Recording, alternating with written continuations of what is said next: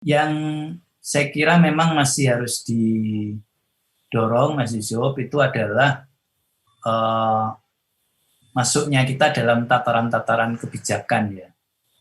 Ini yang memang masih psikologi di tataran kebijakan ini yang masih belum ya. Saya kira ini menjadi tantangan kita. Kalau tantangan di operasional kita sudah jalan di mana-mana. Dan sekarang ini berbagai kementerian dan lembaga sudah meminta psikologi ya, baik itu yang melalui HIMSI maupun melalui asosiasi ikatan yang lain untuk bisa membantu persoalannya mereka. Kalau mau disebut banyak sekali, Mas. Ya. Misalnya lembaga perlindungan saksi dan korban. Itu bagaimana psikologi bisa membantu melakukan konseling, rehabilitasi dan sebagainya terhadap korban dan memberikan pendampingan psikologis terhadap saksi, misalnya gitu ya. Nah, saksi pun kadang kalau kasus tertentu dia mengalami stres yang luar biasa. Di Kementerian Pemberdayaan Perempuan dan Perlindungan Anak, hampir di semua areanya kita diminta untuk berkontribusi. Ya. Kementerian Kesehatan tentu saja ya. Ini Kementerian Pendidikan yang kami sedang mendorong untuk bisa punya peran yang besar juga di situ. Kementerian Hukum, ya, BNPT, Badan Nasional Penanggulangan Terorisme, dan banyak lembaga yang lainnya yang sekarang kita sudah punya peran. Operasional luar biasa, Mas, kita. Sudah tidak lagi dalam tataran assessment, tapi juga dalam tataran pemberian intervensi, psikoedukasi, training dan sebagainya. Nah, baik, Prof. Tadi barusan muncul kata intervensi ini. Kemudian tadi juga kita sudah sempat ngomong tentang materi psikologinya sendiri. Dan term bahwasanya psikologi ada di mana-mana. Saya mencoba menggabungkan dalam sebuah pertanyaan ini. Ketika kita membeli buku di toko buku, apakah itu Gramedia, kalau saya sebut merek ya, kemudian Sariagung atau toko buku yang lain, pasti ada satu kompartemen khusus yang memajang buku-buku psikologi. Dan entah sayangnya atau untungnya, untuk membeli buku psikologi, itu nggak perlu bukti bahwasanya kita mahasiswa psikologi atau dosen psikologi. Artinya siapapun bisa beli buku psikologi. Nah, ini kaitannya dengan intervensi. Kalau pelatihan, apa saja pelatihan yang ada di sekitar kita ini, kalau setiap hari Sabtu di iklan Jawa Pos itu selalu ada iklan besar-besar tentang pelatihan. Kalau kata pelatihan ini adalah intervensi psikologi, maka it's supposed to be, sudah seharusnya psikologi inilah yang akan merancang. Tapi kebanyakan pelatihan yang laris, Pak Seger, itu oleh orang-orang yang bukan psikologi tapi belajar psikologi. Nah, ini bagaimana respon baik secara pribadi maupun secara lembaga ini, Pak Seger?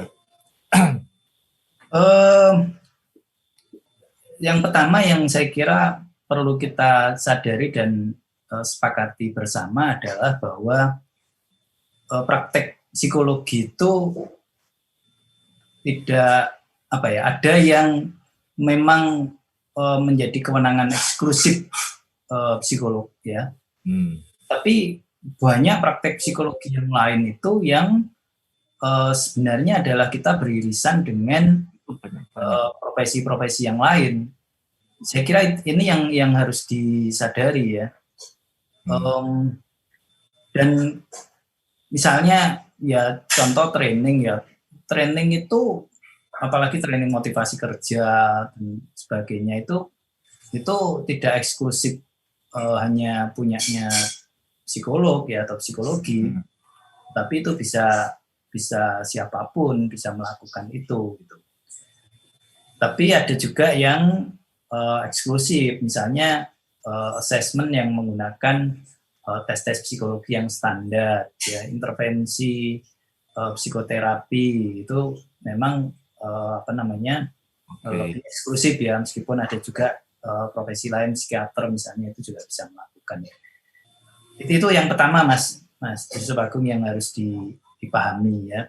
Oke. Sehingga kalau kita mencermati itu, maka saya lebih suka melihat dua hal.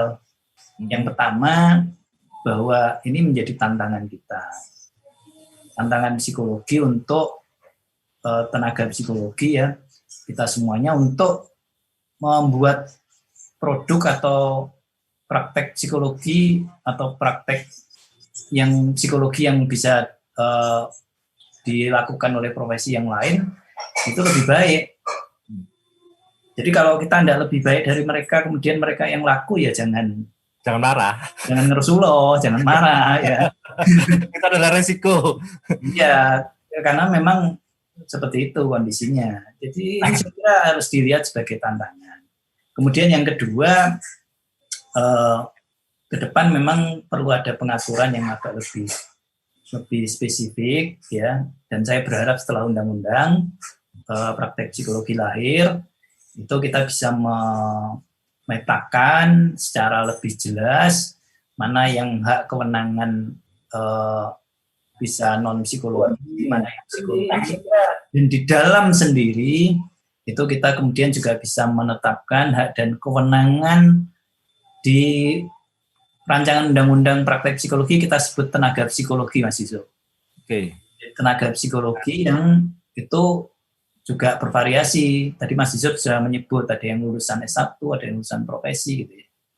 Kita sebutnya ada asisten psikolog, praktisi psikologi, psikolog dan psikolog praktek dengan keahlian khusus.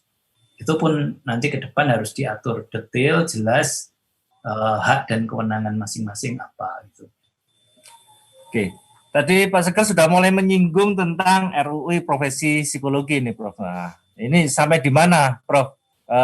Perjalanan RUU ini, karena di YouTube ini ada ada feedback dari Mas Munir yang bertanya tentang adanya UU atau UU profesi psikologi atau RUU rancangan kemarin tuh yang sudah secara sudah menjadi prolegnas ya, Prof. Iya. Jadi sebenarnya rancangan undang-undang yang dulu kita sebut namanya profesi psikologi itu memang jadi prolegnas prioritas 2020. Saat ini bisa juga dilihat di websitenya DPR ya, sudah masuk di tahap yang disebut dengan harmonisasi. Tahap harmonisasi itu adalah tahap di mana tim dari Badan Legislasi Balegnya DPR RI itu sudah mencermati isi pasal demi pasal dan naskah akademiknya untuk melihat bagaimana keterkaitannya dengan undang-undang yang lainnya, ya. Dan kemudian apa isi pasal demi pasalnya sesuai atau tidak dengan kebutuhan bangsa dan sebagainya, itu adalah proses harmonisasi.